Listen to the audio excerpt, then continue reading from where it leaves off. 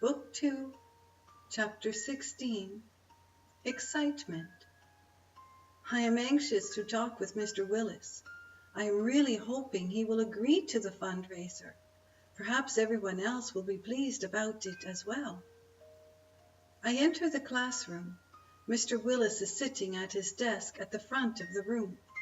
Even though I am really comfortable with him, I am nervous to ask. Just then, I hear my heart voice say, "Just ask as if your heart is talking. Ask on behalf of the elephants, the shelter, and the wildlife. Take a deep breath and know there is a bigger picture." I walk up to his desk. I think he can sense that I am nervous. "Finnan, is everything okay today?" he asks gently. I nod my head slowly and then find the courage to speak. "Mr. Willis, I was wondering, hoping. I'd like to ask if our class could have a fundraiser for the elephants and other wildlife, as well as for our local shelter. I hear that elephants, among other wild animals, are hunted to make a profit. Parts of their bodies are used so people can benefit and make money. There is a foundation that helps prevent these killings, and I was hoping that maybe as a group we could raise money to make a donation." Mr. Willis looks at me carefully and studies my face. "What did you have in mind, Finnan?" "Well, what about a talent show, like the one they have at the end of the school year? Maybe we could invite the community and our families, and maybe, I don't have all the details yet, but just maybe each person could donate $1. If everyone in the community gave $1, we would have plenty to share and help prevent cruelty to animals." "Finnan, I think that is a great idea. Let's have a class discussion before first recess." "Thank you, Mr. Willis." I suddenly feel the need to tip my head, just like Sir does. Mr. Willis smiles and says, "You know, Finn, maybe we could put on a school play and have entertainment during intermission." "Wow, that's a great idea," I say with excitement in my voice.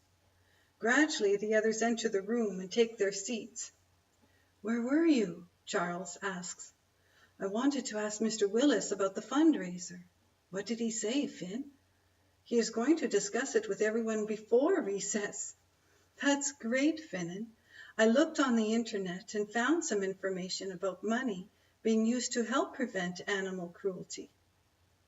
I am proud of myself for suggesting the fundraiser. I am very happy that the old man I call Sir shared the story and suggested adding my brother's pretend circus to the fundraiser event. "Everyone, we have a special request today. I would like to share it with you, and as a group, we can throw ideas around. Finnan has suggested we have a fundraiser to help both the wildlife animals and the domestic animals at our local shelter. We work well as a group to help others. Now let's focus on helping our animal friends." Everyone is excited. Ideas are openly tossed around. Mr. Willis sits leaning on his desk, encouraging the conversation and encouraging us to discover new ideas. After some discussion, it is decided. We will have a talent show. Those who are not comfortable participating in the talent show can be in a play, or help out at the door, or make posters. Everyone will come together and contribute their best talents. All jobs that help make this event a success are important. We set a date.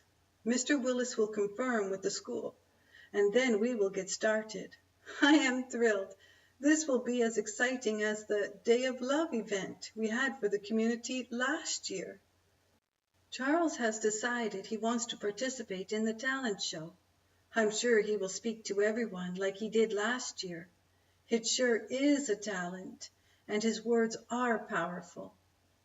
Limerick has decided to be in the play. Myself, I decided to help my little brother share his circus performance. I will also help with other things.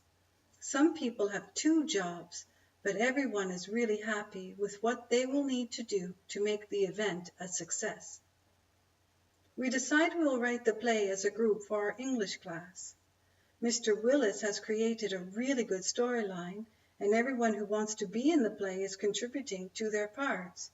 It comes together quickly and with ease. Remarkable, really.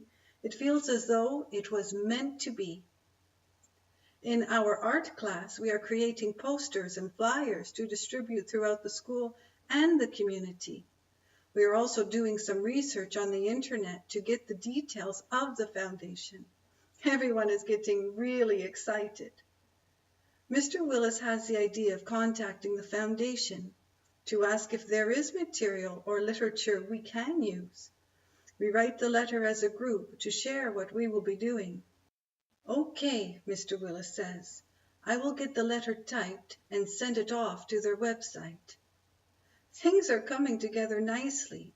I give Melba posters to place around the shelter, and my mom takes the posters to the local grocery stores to place on the bulletin boards.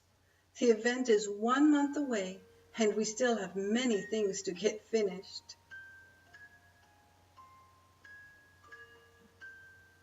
As I take Skye and Hemingway on their daily walk, I notice Sir sitting out on his porch. I wave my hand and he waves back, in a motion to invite me to come speak with him. Sir, I say with happiness, we took your advice. Thanks to you and your elephant story, we will be having a fundraiser to help protect wildlife from harm and also raise money for our local shelter.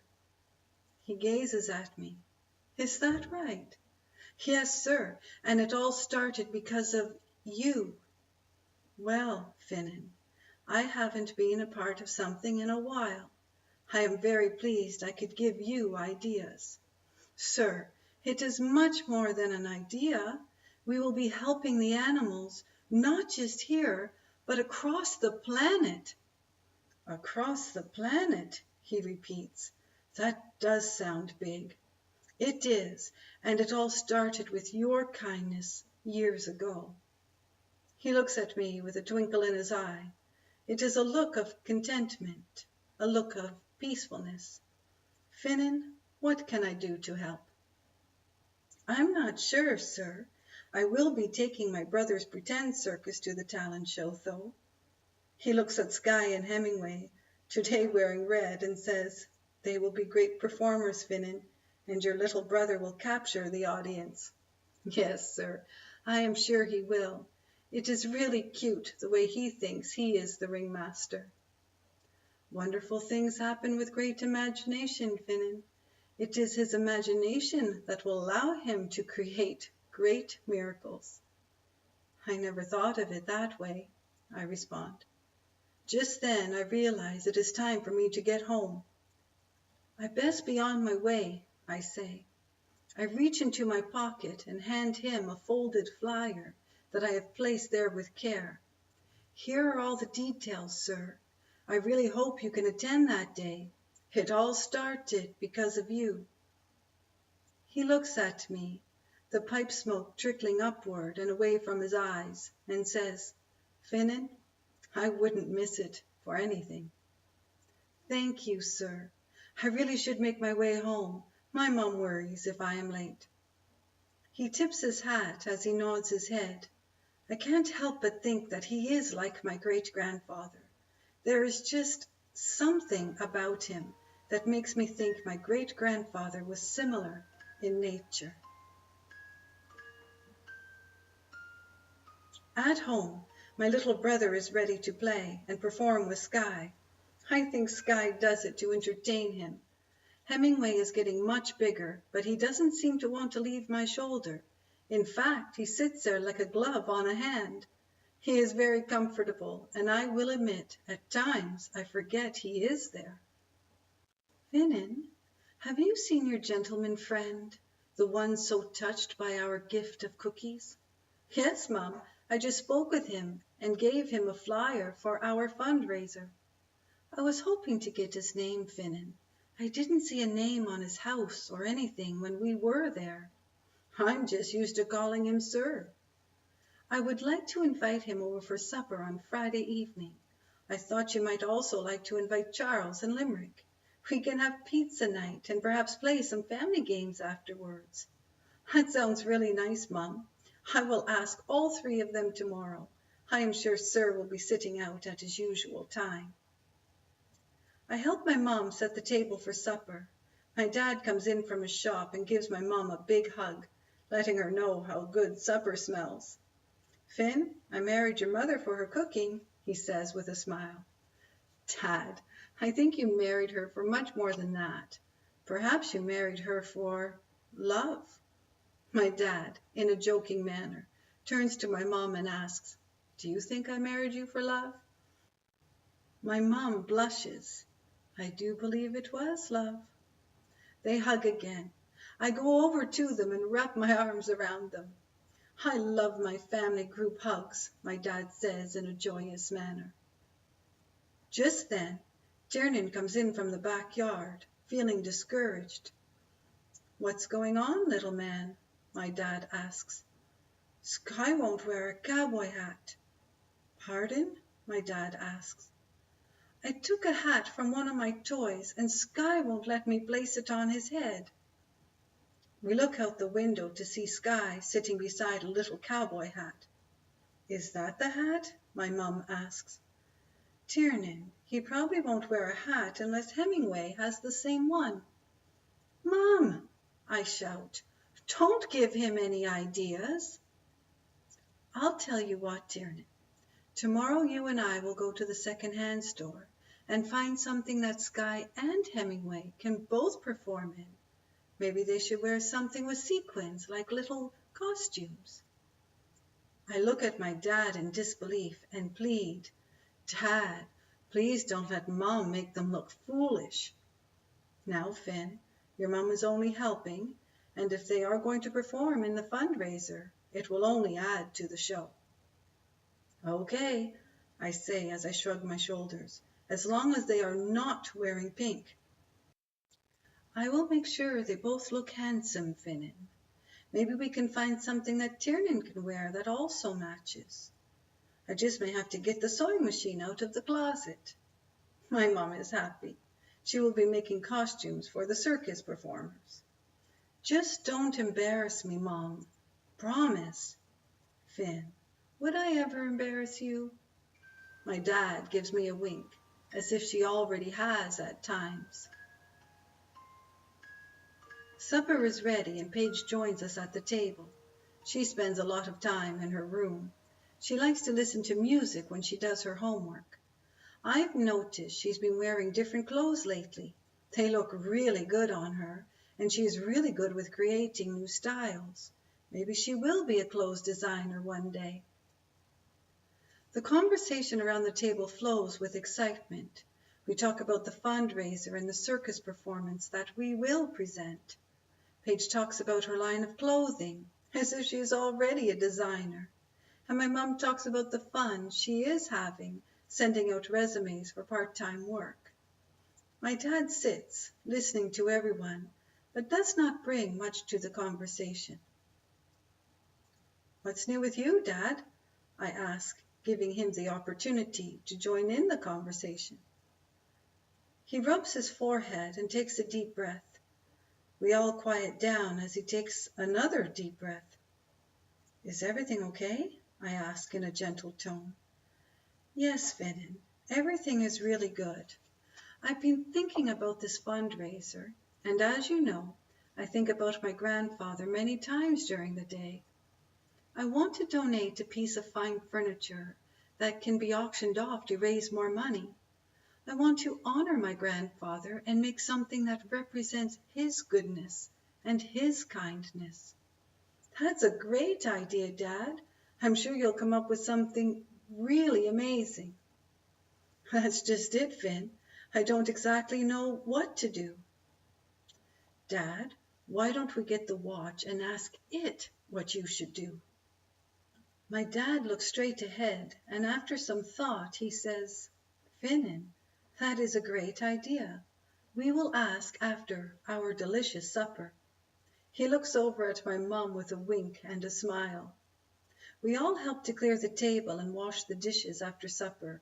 I also have the job of vacuuming, which I enjoy. I think it is my responsibility with having Sky Charles and Hemingway in the house. As I am getting ready for bed, my dad meets me in my room. Hemingway is sitting close to my pillows. Sky is laying beside him. I get the watch box and set it gently on the bed. My dad sits on the side of my bed and I sit beside him. I place the box on his lap. As he opens it, we both can see a faint glow in my darkened room. Finn, it does have a glow, my dad says in amazement. I know, Dad. I couldn't believe it the first time I held the watch. By this time, Sky Charles is curious, Hemingway too, and they both curl up close to us as they watch my dad take out the pocket watch. We are very quiet. It seems the entire house is quiet. It is still and peaceful. It is a safe feeling. My dad holds the pocket watch and takes a deep breath. I take a deep breath as well. I would like to make a piece of furniture to represent my grandfather and to help raise funds for the fundraiser for the animals. What should I make that represents the event the best? It is still. I hear my heart voice whisper, make a chess table and carve the pieces in the shapes of wildlife animals. I look at my dad and at the same time we both say, a chess set. We laugh at how we both receive the same answer. Dad, can you make the chess pieces? Yes, Finnan. It will take a while to make the table, but I can also make the chess pieces. People will really want to have that, Dad, I say with excitement. My dad places his arm around me and pulls me close to him. I love you, Finn, with all my heart. I love you, Dad, with all mine. We sit in stillness. We know that we are blessed to have each other, our family, and of course the miracle of having such an amazing grandfather. Okay, Finn, we'd best get to bed. There will be lots of work to do to get this project done on time. My dad cups the pocket watch in the palms of his hands and quietly says thank you. He gently places the watch into the old worn box and closes the lid with loving care. He sets the box on my lap as he gets up. He places his hand on my head and I look up to see the contentment on his face. It's a perfect day for a perfect gift, he whispers. And Finn, you sure are the perfect gift. He leaves my room. I just sit in stillness with the box on my lap, along with Sky Charles and Hemingway, and I think to myself, the world is a perfect place and I have found a place to be a big part of it. My heart voice gently whispers, miracles happen when you allow your heart to guide you. I place the watch back in the top drawer and crawl into my bed. I lie awake for a long while, watching many car lights stream across the ceiling with such peacefulness, knowing that love does create miracles.